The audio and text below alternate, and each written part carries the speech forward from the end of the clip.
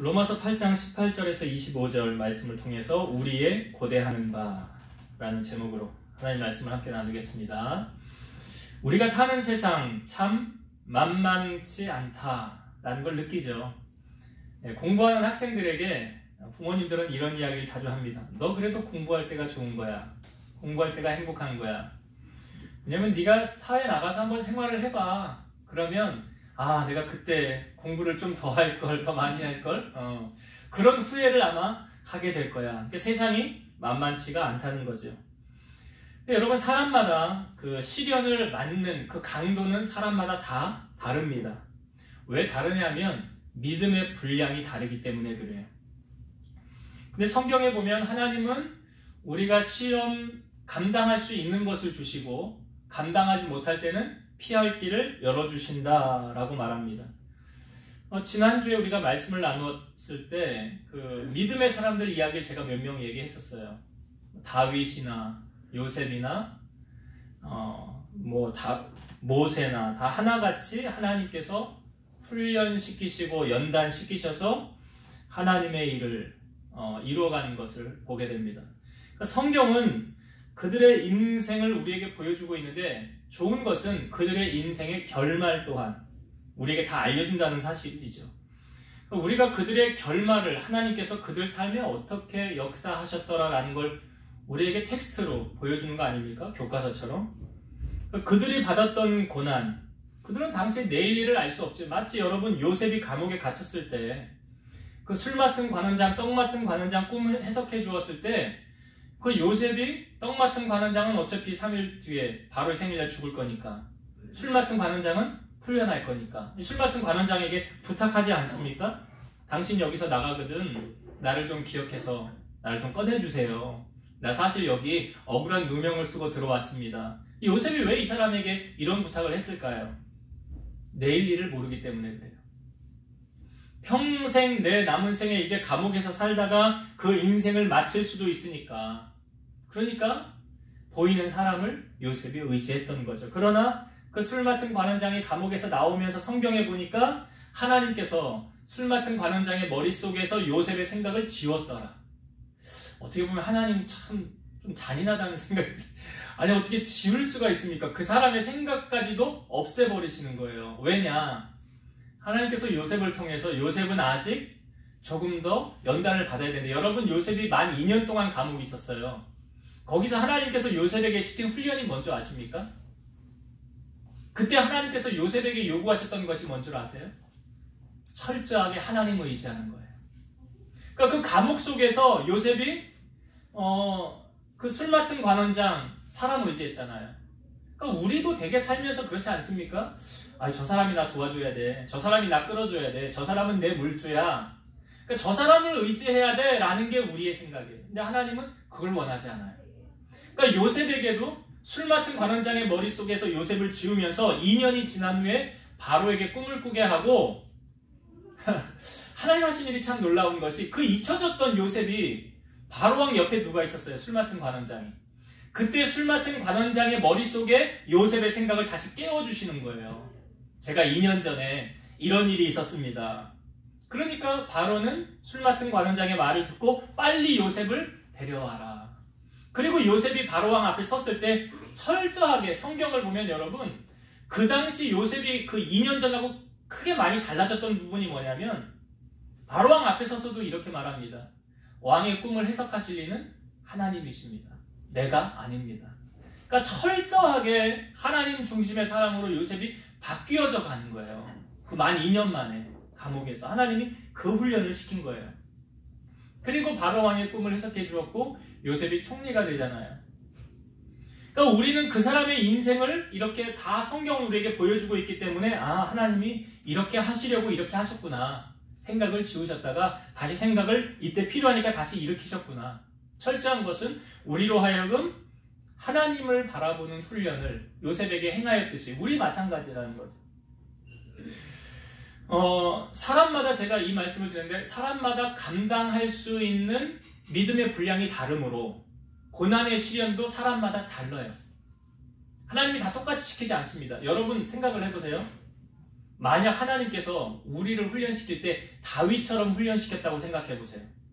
여러분 감당할 수 있겠어요? 다윗이 어떻게 했습니까? 아시잖아요. 왕이요. 사람 풀어서 매일 죽이려고 그랬어요. 매일 도망 다니는 거예요. 근데 하나님이 또 사람을 붙여가지고 그 사람들 400명 처음에 나중에 600명까지 불어나가지고 그 사람들을 이끌고 다니면서 도망 다녀야 됐어요. 이거 감당할 수 있겠어요? 그러니까 감당할 만한 수준의 분량이 되는 사람에게 시키는 거예요. 근데 중요한 건 뭡니까 여러분?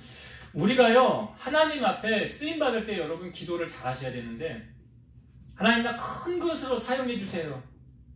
간혹 이렇게 기도하는 분들 있죠. 하나님 나 큰 그릇으로 사용해 주세요. 그러면 그 큰 그릇이 될 만큼의 고난이 다가온다는 사실. 기도를 잘 하셔야 돼요.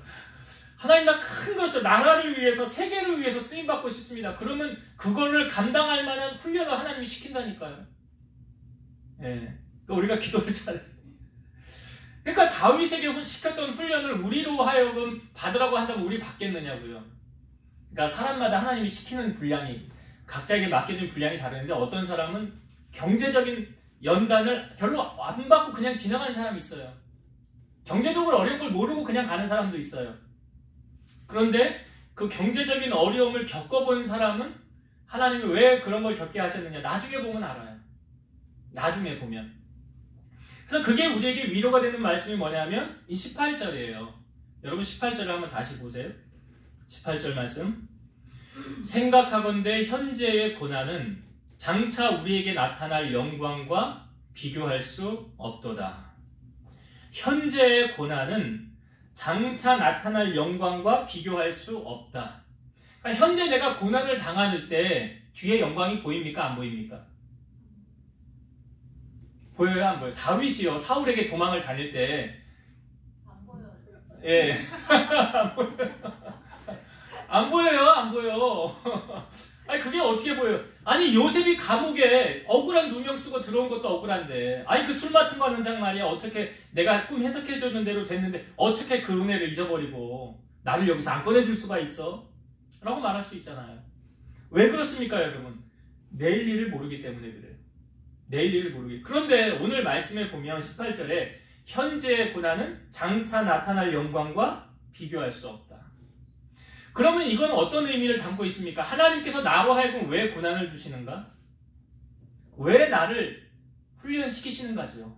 왜 나를 연단시키시는가? 왜요? 뒤에 뭐가 있기 때문에? 영광이 있기 때문에 그래요. 영광이 있기 때문에 그래요. 그래서 우리 이런 말 하잖아요. 자리가 사람 만든다고. 그 아무나 어떤 자리 아무나 주는 건 아니죠. 그 어떤 과정을 통해서 그러니까 다윗도 왕이 될 때 하나님께서 그 전에 이런 과정 다 겪게 하시잖아요. 사울에게 2번 죽일 수도 있었던 기회지만 안 죽이고 도망다니고 나중에 그가 이제 유대의 왕이 되고 나중에 이스라엘의 통일 왕이 됐을 때 그때 성경에 보면 다윗이 이런 말을 해요. 아 하나님께서 나를 왕으로 세우셨구나 라는 걸 다윗이 깨닫는단 말이죠. 그러니까 지금 우리가 당하는 이 고난 속에 우리의 장래의 영광은 보이지 않아요. 그러나 오늘 말씀을 통하여 우리에게 어떤 위로를 주고 있습니까? 그 지금 현재 당하는 이 고난을 통해서 하나님은 영광을 받을 준비를 우리로 하여금 하게 하시는 거예요. 그러니까 어떠한 고난도 연단도 그냥 주어지는 건 없어요. 야고보서 1장에 보면 너희가 여러 가지 시험을 당할 때 온전히 기쁘게 여기라 그러잖아요. 왜냐? 이는 너희로 하여금 온전하고 구비하여 조금도 부족함이 없게 하려 함이라. 그러니까 높은 자리, 어떤 하나님의 영광의 자리는 그냥 주어지는 게 아니에요. 아무나 그걸 할 수 있는 건 아니라는 거죠. 그러니까 그 과정을 겪은 사람이 이 자리를 얻듯이 하나님께서 우리에게 주고자 하는 영광도 마찬가지라는 거죠. 그러니까 우리를 높이시기 위해, 우리를 세우시기 위해 하나님께서는 우리로 하여금 현재의 이 고난, 이 연단을 우리에게 주신 거예요. 우리가 이걸 생각할 때 이건 죄로 당하는 고난하고는 다른 의미입니다. 죄 때문에 당하는 거예요. 다윗이 왕위의 자리에 앉았을 때 압살롬이 반역을 일으켜서 다윗이 도망자의 신세가 된 거는 다윗을 연단하기 위해서 하나님이 그렇게 하신 거 아니죠. 다윗의 범죄로 말미암는 결과로 하나님이 그렇게 하신 거예요. 그러니까 여러분 저는 이 말씀 속에 어떤 사람이 당하는 고난이 크면 그 큰 고난 뒤에 큰 영광이 있고요. 어떤 사람이 당하는 그 고난이 작다고 한다면 그 작은 고난 뒤에는 작은 영광이 있는 거예요. 그러니까 하나님께서 우리를 훈련시키고 다듬어 가실 때 거저는 없다는 거죠. 다 반드시 하나님의 목적하심과 뜻하심이 있어요. 그래서 어떤 사람은 10가지 중에 한 가지만 감당할 믿음의 분량이 있는 사람이고 한 가지만 그냥 하는 거야, 하나님이. 너는 왜 요거 하나만 해라. 근데 10가지 중에 뭐 9가지를 감당할 수 있는 사람이라고 한다면 하나님이 어떻게 해요? 세게 돌리시겠죠. 쉽게 말해서 센 훈련을 시키겠죠. 왜? 너는 9개를 감당해야 되니까. 그러나 너의 그 뒤에 다가오는 영광이 크다라는 사실. 다른 거예요. 믿음의 분량 따라 하나님의 쓰고자 하는 계획에 따라 하나님이 그 사람을 훈련시켜 나가는 것이 다르더라. 그러니까 간혹 신앙생활 하다가 나는 왜 이렇게 하나님이 힘들게 하는 거야? 경제적으로도 막혀, 대인관계도 힘들게, 사방으로 내 원수들이 있어. 그 사람은 다 이유가 있는 거예요. 왜? 하나님이 나중에 크게 쓰려는 하나님 계획이 있는 거예요. 네. 그걸로 위로를 받으시면 돼요. 오늘 28절의 말씀. 그래, 하나님 나 피할 길도 주실 거고 감당하게 하시는데 이렇게 많이 하나님 내게 힘들게 하는 거는 하나님이 아주 큰 복을 주시려고 하는구나. 그런 계획이 있다라는 것을 우리가 반드시 알아야 된다는 사실입니다. 그리고 나서 이제 나오는 18절부터 22절까지의 어떤 내용의 말이 반복해서 나오냐면 피조물이라는 말이 반복해서 나와요. 여기 18절 피조물이 고대하는 바는 하나님의 아들들이 나타나는 것이니. 이런 피조물은 뭘 말할까요? 피조물은 하나님께서 창조해 놓으신 모든 것을 뜻하는데 사람을 제외한 모든 것. 사람을 제외한 모든 창조물을 피조물이다라고 말하고 있어요. 그런데 오늘 18절 보면 피조물이 고대하는 바는, 이 고대한다는 것이 무슨 뜻이냐면 머리를 쳐들고 기다린다, 그러니까 학수고대한다 뭐 이런 뜻이에요. 피조물이 뭘 기다리면서 고대하느냐, 무엇을 그렇게 기다리느냐. 18절 하나님의 아들들이 나타나는 것이니. 하나님의 아들들이 나타나는 것이니. 여기는 하나님의 구원을 받은 모든 사람들을 뜻하는 거죠. 그러니까 이건 뭘 의미하느냐. 자, 생각하시고 조금 이따가 또 말씀을 드릴게요. 20절 또 볼게요. 피조물이 허무한데 굴복하는 것은 자기 뜻이 아니요 오직 굴복하게 하시는 이로 말미암음이라. 피조물이 허무한데 쓸데없는데 굴복하는 건 자기 뜻이 아니래요. 굴복하게 하시는 이로 말미암음이래요. 21절 그 바라는 것은 피조물도 썩어짐의 종로로 탄 데서 해방되어 하나님의 자녀들의 영광의 자유에 이르는 것이니라. 그러니까 피조물이 지금 뭘 원하냐면 여기에서 나를 굴복하고 힘들게 하고 매여있는 여기에서 해방되어져서 하나님 자녀의 영광의 자기들도 이루고 싶다라고 말하는 거예요. 여기 사도 바울의 지금 초점이 인간을 향하여 말하는 게 아니에요. 피조세계, 하나님이 창조한 모든 피조물들에 대해서 말하는 거예요. 22절로 볼게요. 피조물이 다 이제까지 함께 탄식하며 함께 고통을 겪고 있는 것을 우리가 아느니라. 피조물들도 지금 힘들고 어려운 고통 가운데 있다는 거예요. 자유가 없고 어려움, 고난 가운데 지금 겪고 있다. 그래서 이들이 지금 간절히 바라는 게 뭐래요? 하나님의 아들들이 나타나는 거래요. 자, 23절 볼게요. 그뿐 아니라 또한 우리 곧 성령의 처음 익은 열매를 받은 우리까지도 속으로 탄식하며 양자될 것 곧 우리 몸의 속량을 기다리느니라. 여기 19절과 23절에 보면 공통적으로 의미하는 게 있어요. 그러니까 하나님의 아들들이 나타나는 것. 언제 하나님의 아들이 나타나느냐? 23절 그뿐 아니라 또한 우리 곧 성령의 처음 익은 열매를 받은 우리까지도 속으로 탄식하며 양자될 것 곧 우리 몸의 속량을 기다리느니라. 우리 몸의 속량을 기다리느니라. 우리 몸의 영원한 속량이라는 죄를 속하여 주는 것. 그러니까 영원히 우리가 하나님 자녀로서 자유를 누리고 사는 것을 기다린다. 이거 언제 이루어집니까? 이것이 예? 재림이죠. 그걸 말하는 거예요. 그 재림이에요. 주님이 다시 임하는 것을 기다린다. 주님이 다시 오시면 피조물도 그렇고 우리도 그렇고 이제 영원한 자유를 꿈꾸며 우리가 살아갈 수 있다. 여러분 성경이에요. 유토피아, 영원한 하나님의 나라, 꿈꾸는 그 하나님의 나라를 환상하고 꿈꾸는 것을 우리에게 보여주는 장면인 이 성경을 한번 찾아봅시다. 이사야 11장. 여기 보면 피조물과 인간들이 함께 공존하며 하나님의 나라를 이루며 살아가는 그런 이상적인 세상을 우리에게 보여주고 있습니다. 이사야 11장 6절부터 9절까지 보도록 하겠습니다. 이사야 11장 6절부터 9절까지 볼게요.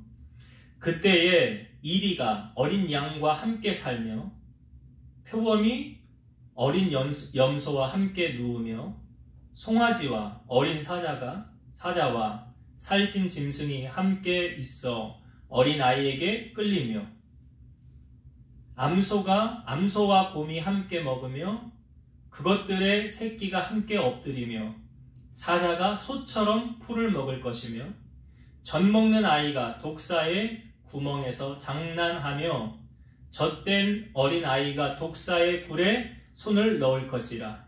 내 거룩한 산 모든 곳에서 해됨도 없고 상함도 없을 것이니 이는 물이 바다를 덮음같이 여호와를 아는 지식이 세상에 충만할 것임이니라. 여기 앞부분을 여러분 다시 한번 보세요. 이리가 어린 양과 함께 살며, 이게 이리가 아니 왜 양치기가 왜 양을 지킵니까? 이런 이리가 와서 양을 잡아가니까 양을 지키는 거잖아요. 근데 거기서 함께 산대요. 표범이 어린 염소와 함께 누우며, 표범은 이런 어린 염소, 양 이런 거 잡아서 먹는 짐승 아닙니까?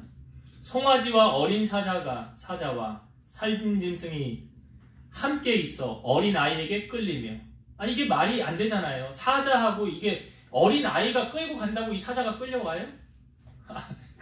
그런 일 없잖아요. 끌리며 7절 보세요. 암소와 곰이 함께 먹으며. 곰은 아시지요? 사냥 막 동물 잡아가지고 죽이고 함께 먹고 그것들의 새끼가 함께 엎드리며 사자가 소처럼 풀을 먹을 것이며. 사자가 풀 먹습니까? 초식동물 아니잖아요. 풀을 먹는데요. 8절 젖 먹는 아이가 독사의 구멍에서 장난하며. 그럼 독사한테 물리죠. 장난하며 젖된 어린 아이가 독사의 굴에 손을 넣을 것이라. 그래도 상함이 없다는 거 아니에요. 해함도 없다는 거 아니에요. 이 정말 그 어떻게 보면 사람과 동물 이런 모든 것들이 함께 공존하면서 악이 없고 사랑만이 넘치는 그런 세계처럼 우리에게 보여주고 있지 않습니까? 그러니까 여기서 말하는 피조물들은 뭐겠어요? 사람을 제외한 모든 것들이 여기 다 피조물이에요. 그 피조물들이 지금 뭘 기다린대요? 하나님의 아들들이 나타남을 기다린다. 주님이 다시 오실 것을 기다린다. 하물며 우리는요.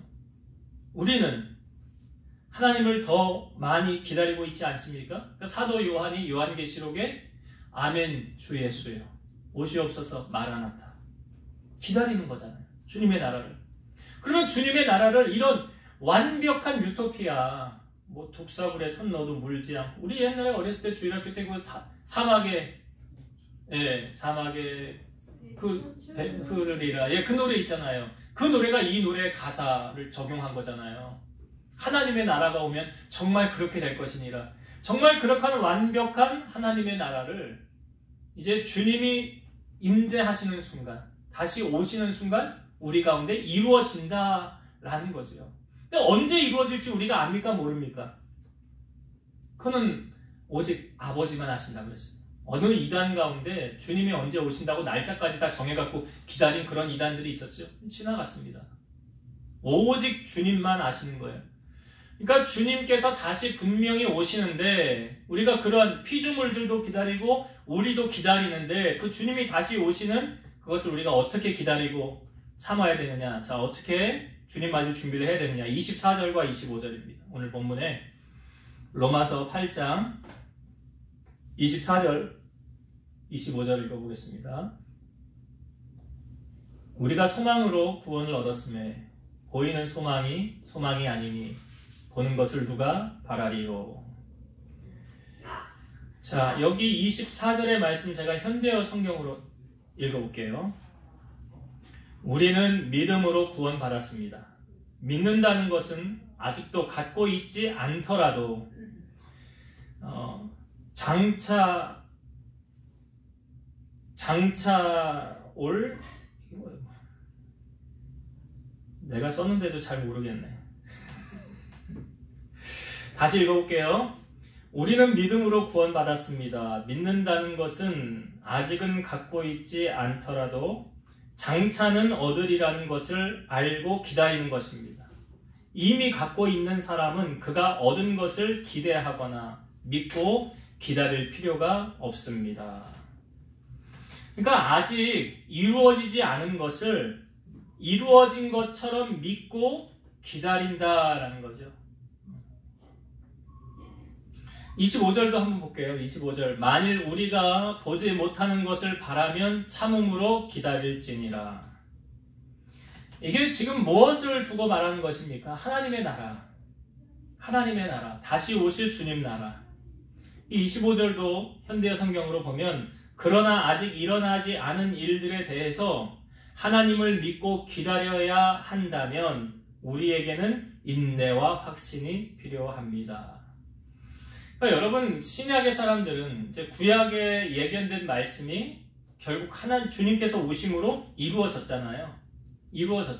예견된 말씀은 다 이루어졌거든요. 그러면 주님이 다시 오신다고 우리에게 분명히 말씀해 주셨으니까 그 말씀이 이루어질까요? 안 이루어질까요? 이루어진다는 거예요. 다시 오신다, 주님이. 그러니까 다시 오신다는 그 주님의 약속을 우리가 어떻게 기다려요? 인내와 확신을 가지고 기다려야 된다.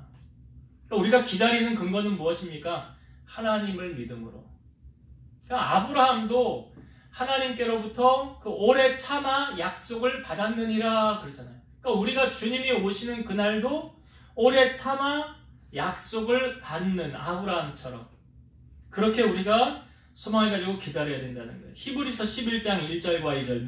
믿음은 바라는 것들의 실상이요 보이지 않는 것들의 증거니 선진들이 이로써 증거를 얻었느니라.